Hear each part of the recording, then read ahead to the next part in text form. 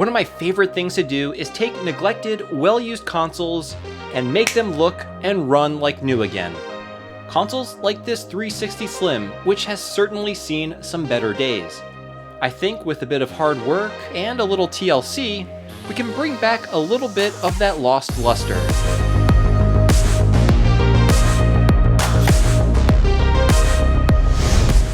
Hey everyone, how's it going? My name is Tito, and welcome to another episode of Retro Renew.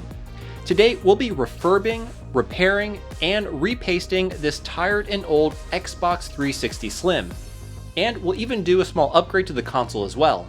Now as you can see, this 360 is a bit rough around the edges, but the bigger issue is that the disc tray won't eject. The console itself actually runs and turns on just fine, but with an optical drive that doesn't open, it might as well be an oversized paperweight. Now, these are my favorite types of projects. Nothing gives me more satisfaction than taking a neglected console that may or may not be working and making it look and work like new again. This is actually how I got into the retro console modding hobby. As I'm sure many of you are aware, the prices of retro and even consoles that are just a couple generations old can be fairly expensive, especially if those consoles are working and in good cosmetic condition. So instead of looking for working, mint condition consoles, I would hunt on eBay for untested or for repair listings of consoles that I wanted. It was much cheaper to buy used, non-working, and even untested units. Sometimes I would luck out and the console would work even without doing any repairs. Others, however, required a bit of elbow grease to get functional again, but for me, that's where the fun was. Which brings me back to this 360. This particular unit was very generously donated to the channel by one of my longtime Patreon supporters, Eric Castro. So I just gotta give a big shout out and thank you to Eric for sending it over. Anyway, enough of the banter. Let's see if we can make this 360 work and look like new again. Okay, so while we really only need to get to the disk drive, we're actually gonna completely disassemble this 360 Slim so we can give it a deep clean and also reapply fresh thermal paste to the CPU. To start off, let's first remove the bottom vent. There's a small latch that you can slide to open a door which gives you access to the hard drive bay. But as you can see, mine doesn't come with a hard drive pre-installed, but don't worry, we'll fix that soon enough. Now with a plastic spudger, gently pry the other half of the vent cover off. Let's go ahead and flip the console over, and again with our spudger, pry the plastic vent cover off. You want to take your time and make sure to not break any of the plastic retaining tabs. And as you can see, we have quite a bit of dust. Moving back to the other side, grab a metal spudger. We'll need to very gently release the retaining tabs holding the plastic bezel. They are recessed, but you can access them through the small opening shown here. There are 4 tabs that we'll need to release. Please take your time and don't rush this part. The last thing you want are broken tabs. I'm also using a plastic spudger to assist in separating the bezel from the 360. After working your way around, the bezel should come off as shown.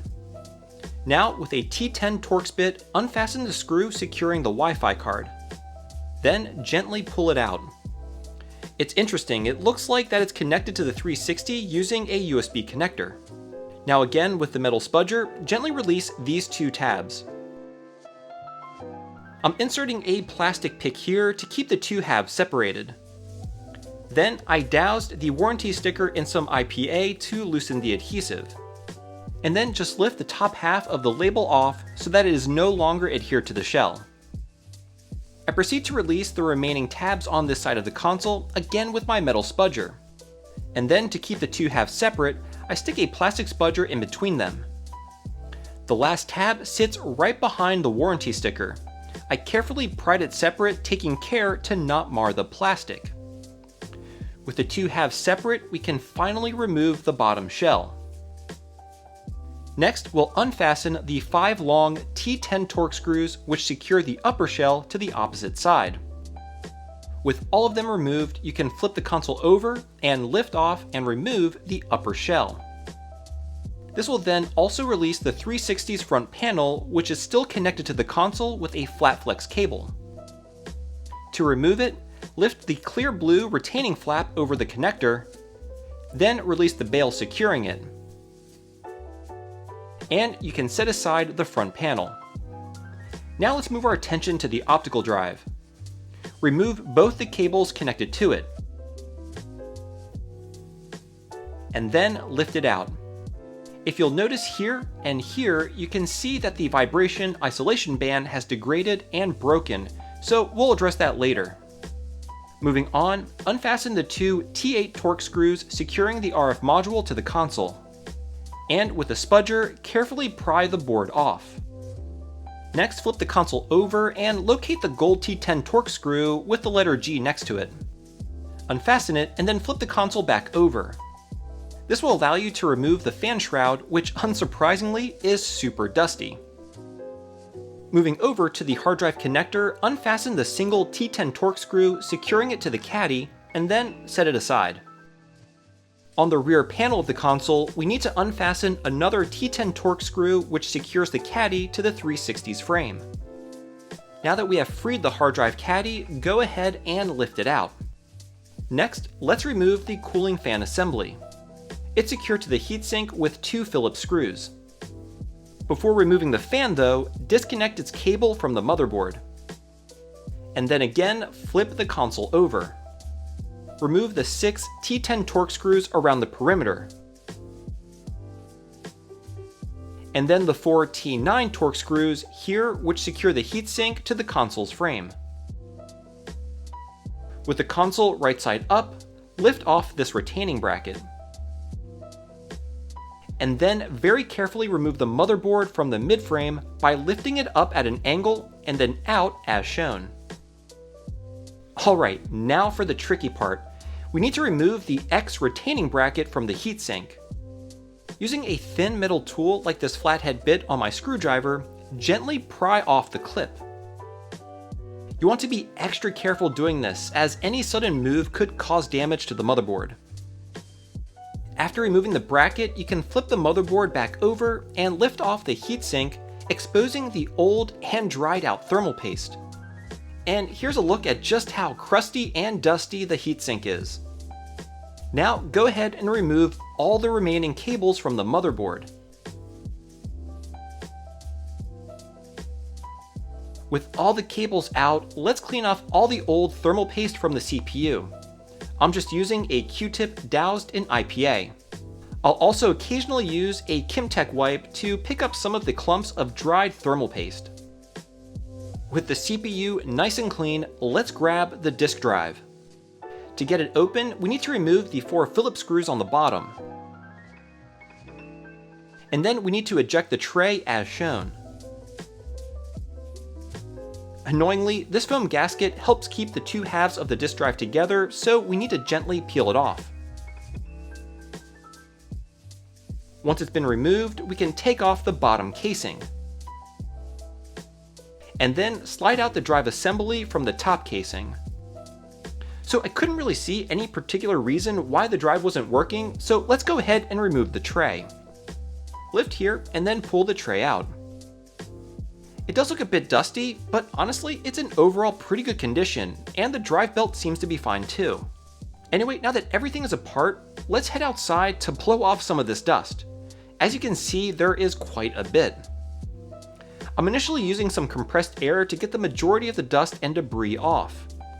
Then I come in with my ESD safe brush to agitate the dust and get into all the nooks and crannies of the various components. I then follow that with some more compressed air. I then rinse and repeat for all the other components until I think most of the dust is off.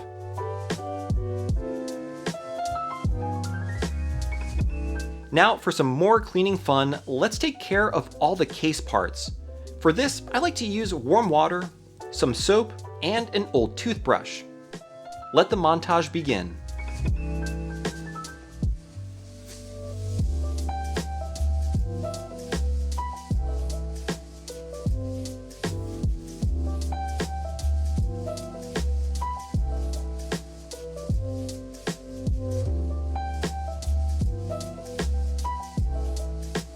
Now I also gave the heatsink some much needed attention. It's looking pretty good. And because the front plate has some integrated wiring, I decided to use a dry method to clean it. I found that a damp microfiber cloth does the trick. The fan also needed some extra attention. The ESD safe brush and compressed air just wasn't enough. I also finished things off with a damp microfiber cloth. And I think it came out looking great. I mean, it looks brand new. Just take a look at the before and after. Now, since the disk drive was the main issue with the console, I decided to clean all the rails and re-grease them. I then proceeded to reinstalling the disk tray, making sure that I didn't forget about the foam gasket. And before I slid the tray back on, here you can see some of the grease that I put on the tray guides, which will hopefully alleviate some of the disk tray issues. Once the tray is back in, we can then slide the assembly back into the metal casing. Drop the bottom shell back on, and then secure everything with the 4 Phillips screws. Before moving on, we can't forget to carefully reapply the foam gasket onto the casing.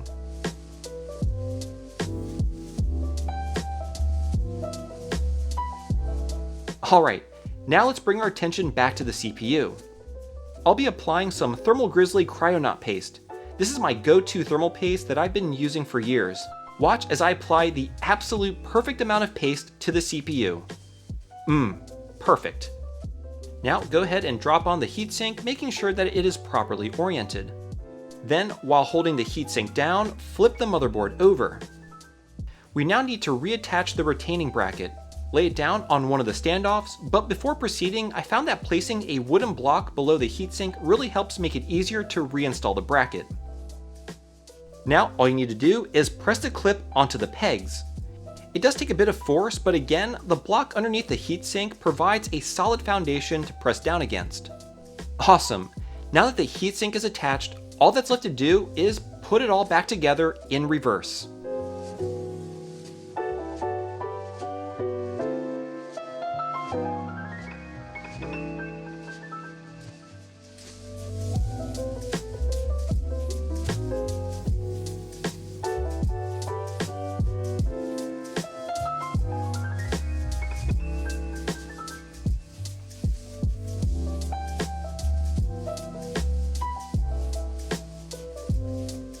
Now unfortunately, the foam gasket on the fan shroud disintegrated while I was cleaning it, so I will need to find a replacement. If anyone knows where I can find a suitable replacement for the foam gasket, please let me know down below in the comments. Now if you remember, the vibration isolation band broke, so I just cut off the excess band and kept the isolation pads for each of the 4 corners. Thankfully they sort of stick in place.